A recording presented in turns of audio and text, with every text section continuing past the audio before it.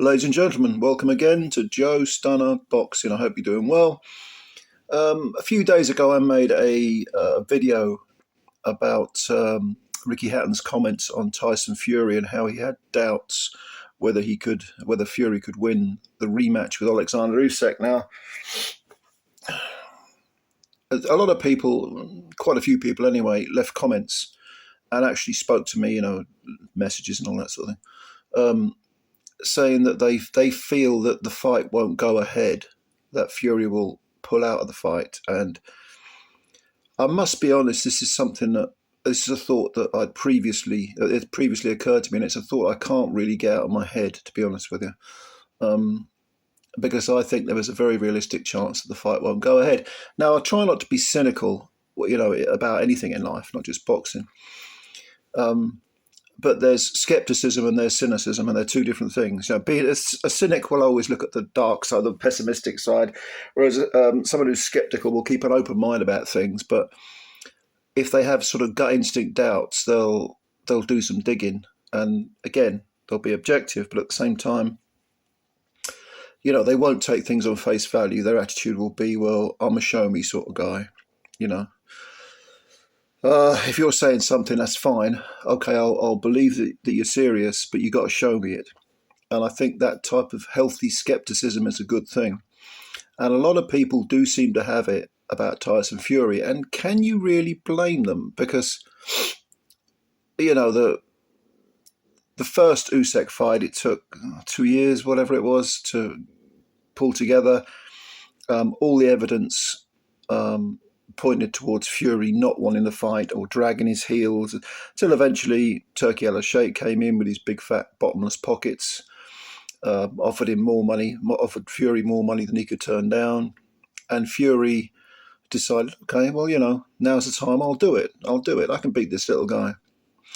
Now, if there was one image in the whole of boxing in 2024 that I will remember, it is the opening seconds of that first fight, where you had this enormous man, Fury, 6'9", 6 foot, whatever he is, 6'8" or whatever. People say that he exaggerates his height, but he's an enormous man, a genuine 270-pound man, retreating on the back foot, backing away from a much smaller guy who he dwarfed. I mean, Usyk's not a small guy. Was he 6'3", and probably nowadays he's about 16 stone roughly. But you had this sort of small guy, this really big guy, and he was backing off. And in the first round, of course, when he's in the corner, he's showboating and jitterbugging, and the whole thing to me smacked of someone who was kind of brass necked, fake it, muddle his way through. Do you know what I mean? Like, just try to con his way through it.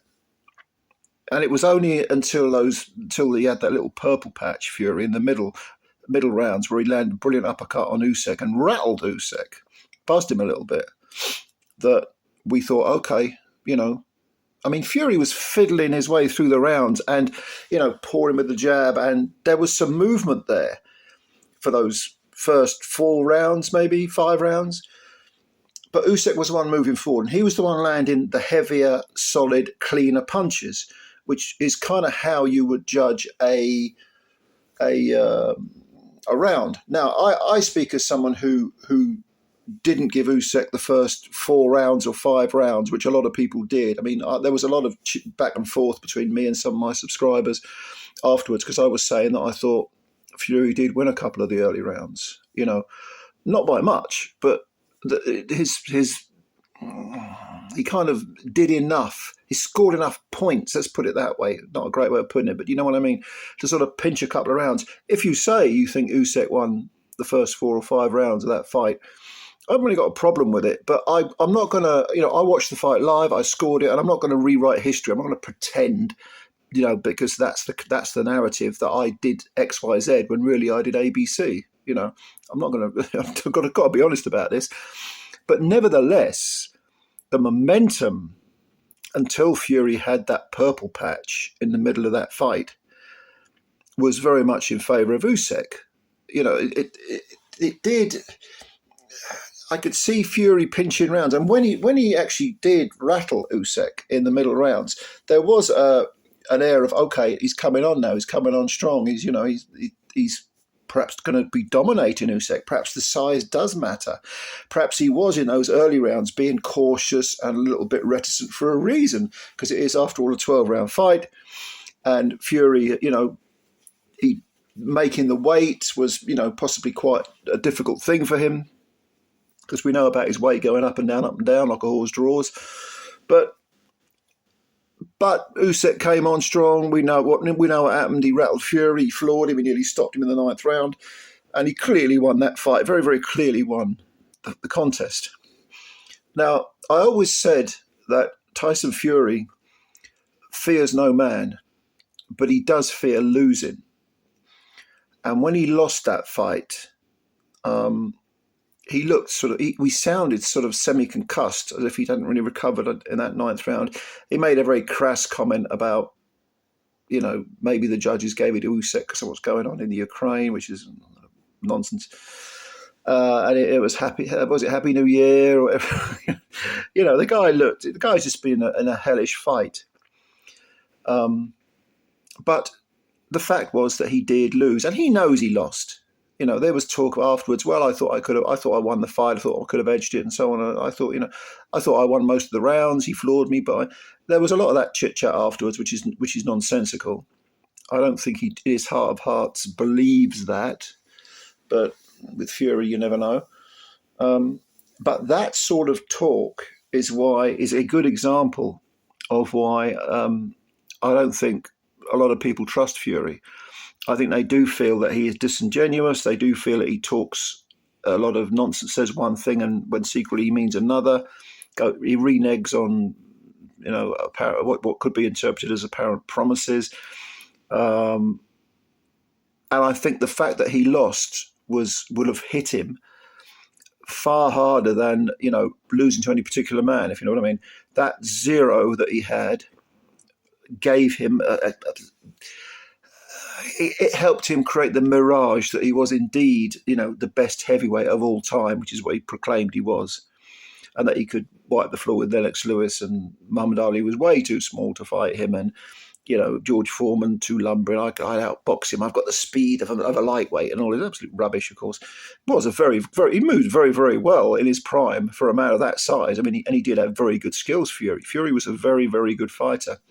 When he was in his prime, but he was not, nor should anyone have ever thought of him in terms of being the best heavyweight ever. That's a completely nonsensical thing to say. There's no evidence for it.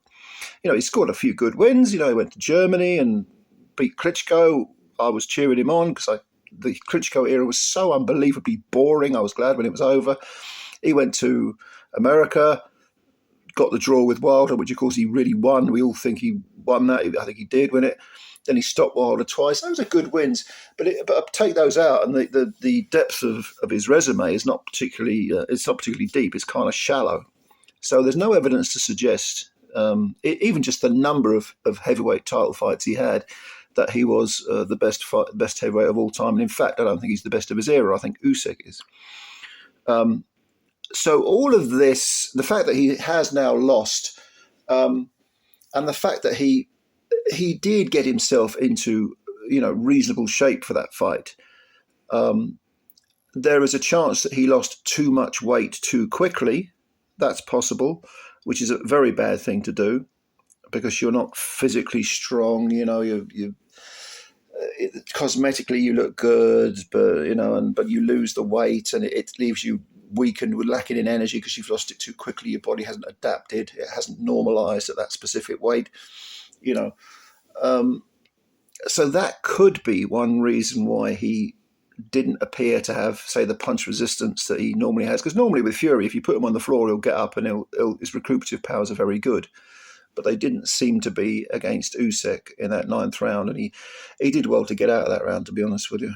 I know people say that the ref helped him out.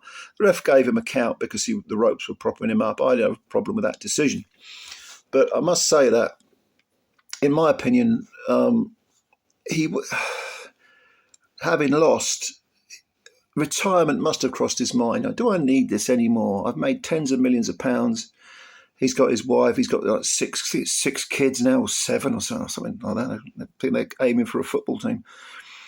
So he must be thinking, nah, I'm done now. You know what I mean?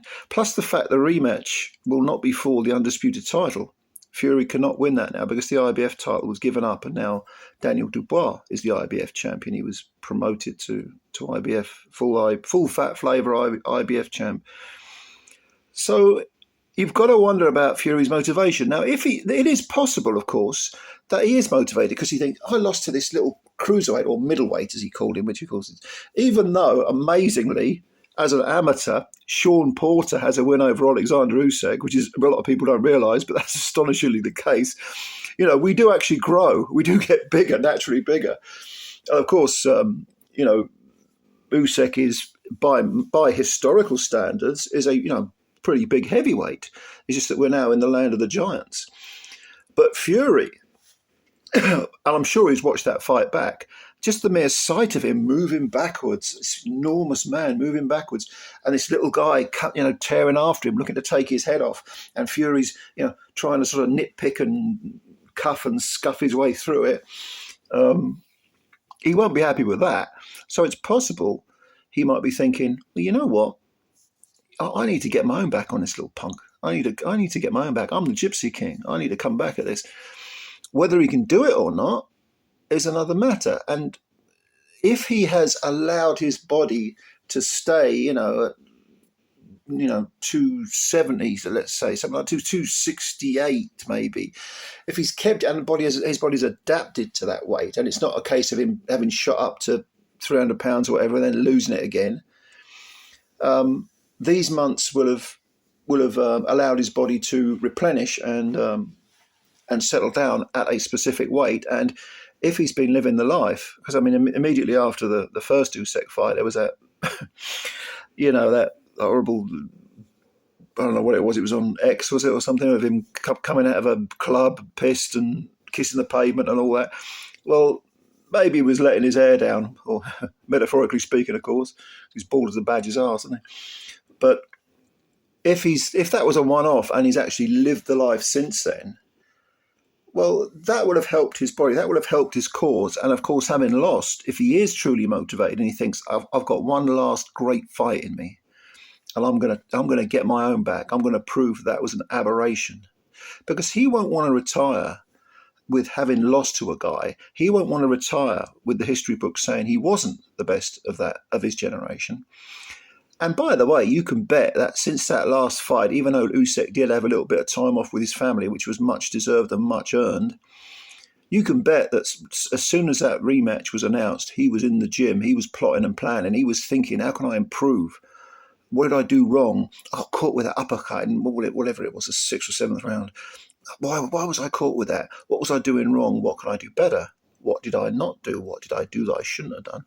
All these questions will be going through Usyk's mind, because that's the type of fighter he is. He's a true consummate professional. So it's a question of, I have no doubt that Usyk will turn up, but Fury, bearing in mind his track record, let's not forget the first fight was cancelled. I know that he had that cut eye, and I'll give him the benefit of the doubt. A lot of people say, it was put on, and someone deliberately cut him. And, I don't have that conspiracy theorist mentality.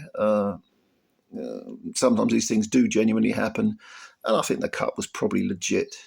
But anyway, the question, of course, is, getting back to the whole point of this video, will he turn up? I'll be honest with you, and this is only my opinion. I could be completely wrong. But I think at the moment, I'm thinking it's probably 60-40 that he won't turn up, that the fight will not go ahead, the rematch. But I hope I'm wrong. If I'm wrong, I'm delighted to be wrong, because I want to see the rematch, and I want to see both guys at their optimum skill level and weight and so on. I don't want to see anyone making any excuses. But Fury, I am skeptical, not cynical, but skeptical that the fight will go ahead. But what do you think? Give me your opinions and tell me why you think it will or won't go ahead. And as usual, thank you for subscribing to this channel. If you could subscribe, If you're a new guy, new lady, please do subscribe. You'll help the channel out a lot. And if you enjoyed the video, please hit the like button. I do appreciate your time. And enjoy your weekend. All right. Thank you, ladies and gentlemen, and speak to you soon. Bye for now.